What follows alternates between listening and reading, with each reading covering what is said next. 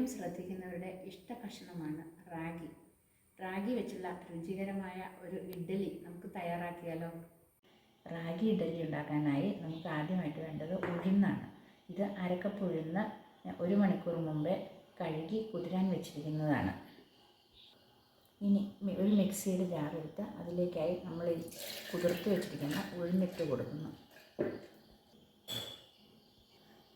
അരക്കപ്പ് ഉഴുന്നിനോടൊപ്പം നമ്മൾ 1 കപ്പ് ചോറ് കൂടി ചേർക്കുന്നു. ഇനി ഇത് ആവശ്യത്തിന് വെള്ളം ചേർത്ത് നമുക്ക് അരച്ചെടുക്കാം.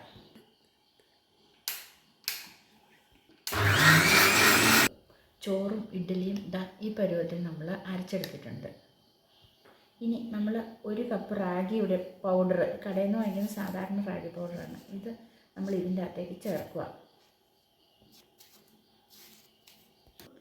ഇതിലേക്ക് നമ്മൾ 1 കപ്പ് വെള്ളം കൂടി ചേർത്തിട്ടുണ്ട്. ഇനി നമുക്കിത് നന്നായി അരച്ചെടുക്കാം. നമ്മൾ അരച്ചെടുത്ത പേസ്റ്റ് ഈ ഒരു കൺസിസ്റ്റൻസിയിൽ, സാധാരണ ഇഡ്ഡലിയുടെ പോലെ തന്നെ.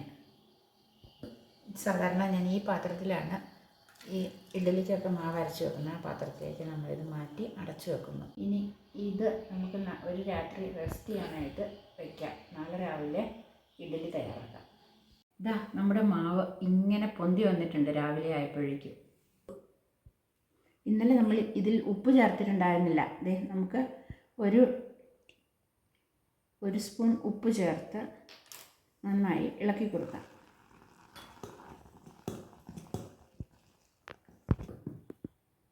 ഇനി ഈ ഇഡ്ഡലി മാവ് നമുക്ക് ഈ ഇഡ്ഡലി തട്ടിലേക്ക് കോരി ഒഴിച്ച് ആവിയിൽ വെച്ച് വേവിച്ചെടുക്കാം.